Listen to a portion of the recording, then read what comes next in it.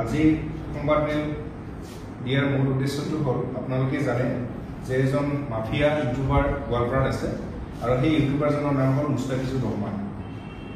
তেওঁৰ এগেইনষ্টত আমাৰ এটা এলিগেশ্যন আছে আৰু সেই এলিগেশ্যন লৈ আপোনালোকৰ মাজত আহিছোঁ।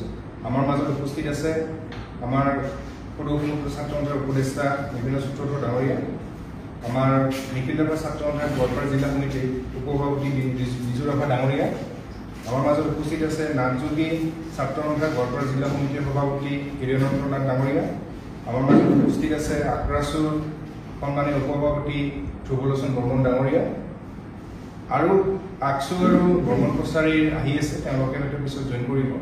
কথাটো হ'ল আমি আজি খিলঞ্জীয়া জনগোষ্ঠী সংগঠনসমূহ একত্ৰিত হোৱাৰ কাৰণটো হ'ল যে এটা অনা অসমীয়া এটা মানে পূৰ্ববংগীয় এজন মানুহে যি বাংলাদেশীয় বুলি কম আমি, সেই মানুহজনে আজি আমাৰ খিলঞ্জীয়া ল'ৰা চিটিং কৰিছে। মানে প্ৰথমে কি কৰিলে যে মই অলপমান কাহিনীখিনি ক'ব বিচাৰিছোঁ। প্ৰথমে হ'ল কি, এটা আমাৰ জ্যোতিৰ্ময় সূত্ৰধৰ নামৰ এজন ইউটিউবাৰ আছে গোৱালপাৰা, আৰু সেই ইউটিউবাৰজনে চেনেলটো কিবা কাৰণত ডিলেট হৈছিল।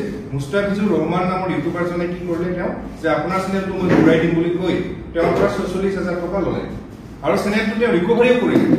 ৰিকভাৰী কৰি তেওঁ কি কৰিলে যে তেওঁ চেনেলটোৰ নাম চেঞ্জ কৰি কেনে ৰবিনা মিউজিক কোম্পানী কৰি দিলে, আৰু ৰবিনা মিউজিক কোম্পানী কৰি তেওঁ ইতিমধ্যে ৬টামান ভিডিঅ' আপলোড কৰিছে আৰু তেওঁ এই চেনেলটো চলাই আহিছে। তাৰপিছত কি কৰিলে, যোৱা হয়তো কেইদিন আগত মুস্তাফিজুৰ ৰহমানে আমাৰ জ্যোতিৰ্ময় সূত্ৰধৰক ফোন কৰি ধমকি দিলে যে আপোনাৰ লাইফ স্পইল কৰি দিম, আপুনি কি বুলি ভাবে, মোক চিনি পোৱা নাই, কল ৰেকৰ্ডিংটো আমাৰ লগত আছে, মই দি দিম আপোনালোকক, মোক চিনি পোৱা নাই, মই ইউটিউবাৰ মানে বিখ্যাত, আপুনি কি বুলি ভাবে, যে আপুনি যি কৰে কৰক। আৰু এটা ডাঙৰ কথা হ'ল কি, তেওঁ MP আমাৰ ৰকিবুল হুছেইন ডাঙৰীয়াৰ নামটো লৈছে ৰেকৰ্ডিঙত। তেওঁ কৈছে যে মই MP মিনিষ্টাৰ ৰকিবুল হুছেইন ডাঙৰীয়াক ফোন কৰি আছো, আপোনালোকে কি কৰে কৰক, আপোনাৰ লাইফ বৰবাদ কৰি দিম, আপুনি মোক চিনি পোৱা নাই। আৰু এটা ডাঙৰ কথা কৈছে, তেওঁ কৈছে যে মই কংগ্ৰেছৰ কি হয় জানেনে নাই।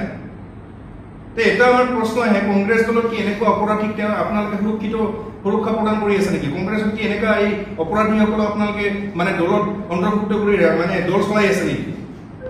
আৰু মিনিষ্টাৰ ৰকিবুল হুছেইন ডাঙৰীয়াক আমি ইয়াৰ পৰা আহ্বান জনাইছো, অনুৰোধ জনাইছো, আপোনাৰ মুস্তাফিজুৰ ৰহমান এই অপৰাধীৰ লগত কি সম্পৰ্ক আছে, আপোনাৰ নাম জুলল।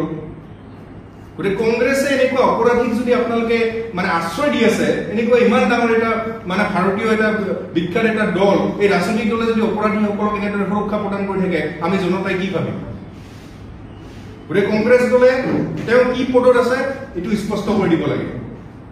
আৰু মিনিষ্টাৰ বুলি কৈছে, তেওঁ MP আমাৰ ধুবুৰীৰ ৰকিবুল হুছেইন ডাঙৰীয়াৰ লগত মুস্তাফিজুৰ ৰহমানৰ কি সম্পৰ্ক আমাৰ MP ডাঙৰীয়াই জনাব লাগে। দ্বিতীয় কথা হ'ল কি, আমি ১ ছেপ্টেম্বৰ তাৰিখে আৰু এখন এফআইআৰ দিয়া হ'ল, যিটো আমাৰ লাইভ থ্ৰেটেনিং দিছিলে জ্যোতিৰ্ময় সূত্ৰধৰ এগেইনষ্টত।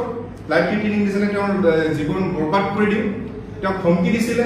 এই ধমকিৰ এগেইনষ্টত ১ ছেপ্টেম্বৰ তাৰিখে আমি এটা এফআইআৰ দিয়া হ'ল, কিন্তু আজিলৈকে আৰক্ষীয়ে প্ৰয়াত্ত কৰিব নোৱাৰিলে। গতিকে তেওঁক কোনে সুৰক্ষা প্ৰদান কৰি আছে? গোৱালপাৰা আৰক্ষী সম্পূৰ্ণৰূপে ব্যৰ্থ হৈছে। আমাৰ সন্দেহ হয় এই অপৰাধীজনক আমি কোনোদিনো কেতিয়াও মুছলিম বিৰোধী আমি কেতিয়াও বা আমি ইছলাম ধৰ্মাৱলম্বী লোকৰ বিৰুদ্ধে আমি কেতিয়াও কোৱা নাছিলো আৰু নকওঁ।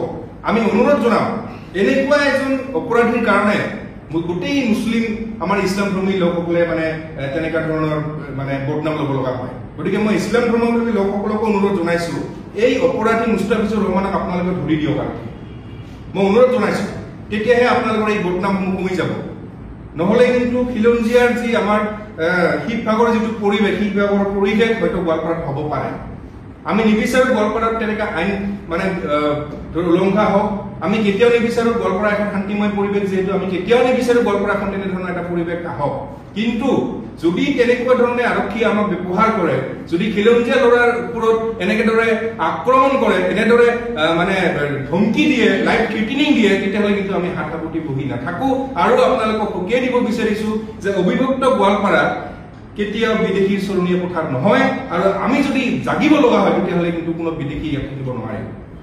গতিকে মই ইয়াৰ পৰা মুখ্যমন্ত্ৰী ডাঙৰীয়াক আহ্বান জনাইছো, আৰক্ষী প্ৰধান সঞ্চালক JP সিং ডাঙৰীয়াক আহ্বান জনাইছো আপোনালোকে এই যেটো আমাৰ মানে সন্দেহযুক্ত নাগৰিক এজন মুস্তাফিজুৰ ৰহমান বিখ্যাত ইউটিউবাৰ যি মানে বিভিন্ন অপৰাধৰ লগত জড়িত এই অপৰাধীজনক দুদিনৰ ভিতৰত এৰেষ্ট কৰক কৰায়ত্ব কৰক আৰু উচিত শাস্তি তেওঁক প্ৰদান কৰক আইনীভাৱে যিমানখিনি শাস্তি প্ৰদান কৰক প্ৰয়োজন হ'লে তেওঁক এনকাউণ্টাৰ কৰক আমি দাবী জনাইছো এনেকুৱা অপৰাধী থাকিলে গোৱালপাৰা জিলাখন সদায় মানে এটা বিনষ্ট কৰি থাকিব আইন শৃংখলা বিনষ্ট কৰি থাকিব গতিকে তেওঁক এনকাউণ্টাৰ কৰি দিয়ে ভাল তেওঁ জীয়াই থকাৰ কোনো প্ৰয়োজন নাই গতিকে আমি বিচাৰো যে দুদিনৰ ভিতৰত দুদিন সময়সীমা বান্ধি দিছো গোৱালপাৰা আৰক্ষীক আমি দুদিন সময়সীমা বান্ধি দিছো দুদিনৰ ভিতৰত মুস্তাফিজুৰ ৰহমান ডাঙৰীয়া কৰায়ত্ব কৰি দৃষ্টান্তমূলক শাস্তি প্ৰদান কৰিব লাগে আৰু যদি নোৱাৰে তেতিয়াহ'লে কিন্তু গোৱালপাৰাত যিকোনো সময়ত আইন শৃংখলা বিঘ্নিত হ'ব আৰু ইয়াৰ সম্পূৰ্ণ দায়ী হ'ব গোৱালপাৰা আৰক্ষী প্ৰশাসন